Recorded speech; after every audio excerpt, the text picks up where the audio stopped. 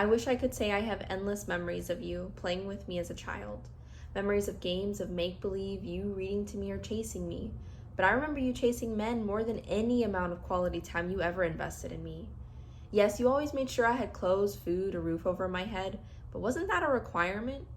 You decided to keep a child when you were merely a child. Maybe you resented me for having to grow up so soon. Maybe it wasn't actually what you wanted, but you did out of religious values. Whatever your feelings, I was the one punished for them. I was an emotionally neglected child, labeled sensitive and overly dramatic. I wanted for naught, except your time. Your reminders of you working overtime so I could have everything I'd ever need or desire endlessly looped in my mind. You'd come home exhausted and frustrated that your daughter didn't do more to help around the house while you were gone busting your ass. I'd internalize it all, replaying the name calling, the shame. Why was I so lazy and selfish? Was I truly useless? Could this be the reason my dad wanted nothing to do with me? Was I to blame? Fast forward to my little brother being born. I became mom's #1 helper. I was determined to make your life easier, as I could see how difficult it was for you, being a single mother. Less than 3 years later, we had been invited to move in with your boyfriend. Ex-boyfriend? You guys dated for a bit, then broke up. He admitted it was a mistake and wanted to give it another go. This time, he wanted to fully devote. Before you gave him an answer, though, you wanted my opinion. A 6th grader at the time who spent her daily lunch period isolated in the library, hiding from the world as I was being bullied by former friends. A fresh start would be wish fulfillment, so I encouraged you to go for it. The next 2.5 years were some of the most hellish. Your union was much more sinister than what the surface alluded. During this time, my fear of you grew and a deep desire to be nothing like you debuted. Outwardly, 2 people both with a past of failed relationships turning a new cheek and choosing to believe in love. Realistically, 2 flawed, deeply broken people in need of healing, turning to alcohol and raging against each other every weekend after the simultaneous deaths of parents.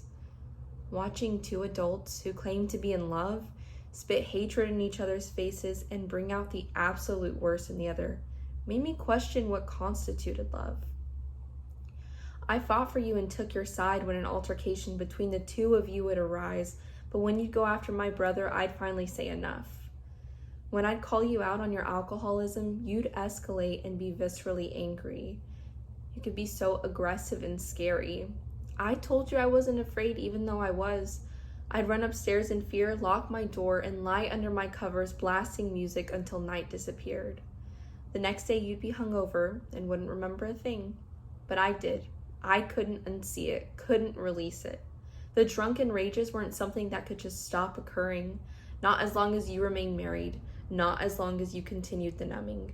How easily the facade of a happy family was conjured, sharing vacation photos on the internet to keep the image fostered. The longer it went on, the more alone I felt. I started to cut to give myself a sense of control. I read books about girls who wanted to end themselves because I related but couldn't tell a soul. I wanted a way out, but there was no escape. So I began to journal my feelings. I should have known better. Nowhere was safe. Privacy was a luxury I was never extended. You confronted me about my journal and immediately laid on the guilt. I cried and shut down because how could I ever admit to my only active parent that I didn't feel safe in my own home? And then the next day, we went on like we always did. During conflict, it would be walking on eggshells, but come daylight, your anger would subside. Expectations were to move on, let go, never talk and repair.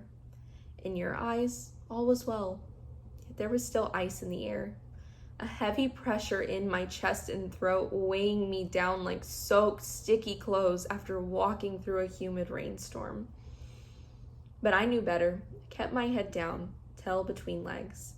If I ignored the pain, kept myself busy, it wouldn't consume me. The divorce and moving cities was a great distraction.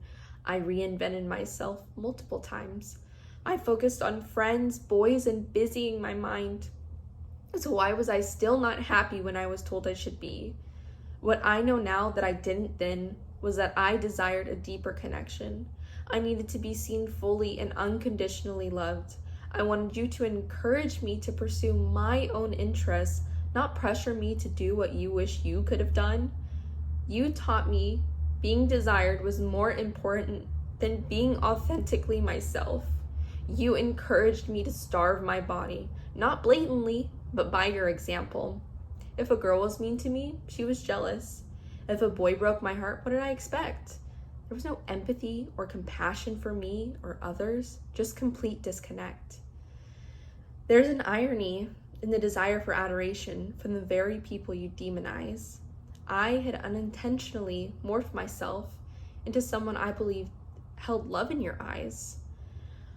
I became chronically anxious about seeming perfectly put together. I was not safe to freely be me or explore whoever that was. I was taught love was transactional, people disposable. Gift giving was your love language, yet your gifts never came freely. Your contributions silently demanded submission and expected conformity. Your word had no incontestability. If I ever tried to hold a boundary, create some sort of autonomy, cue the silent treatment or tactics of manipulation, no space could be given after years of parentification. Passive aggression was your way of communication. I realized how unhealthy it was, how truly infuriating. I could no longer tolerate the disrespect. I had only allowed it for as long as I did because you were my parent. I made excuses for your behavior because I empathized, but my perspective has since transcribed. I have my own baggage, some of it handed to me by you, yet I know where I fall short and I am willing to put in the work. So yes, mother, you may have never hit me hard enough to break my bones, but you broke my spirit long before I could ever leave your home. You discounted my pain because you could not see it, but I know now I don't need your validation in order to heal it. I'm coming into my own power and ceasing cycles that had previously continued. Even though you traumatized me, I hope one day I can forgive you. Not for you, but for myself, so I can finally let go of this resentment and pain. I'm learning to speak my truth unashamedly and without censor. I will withhold my voice no longer.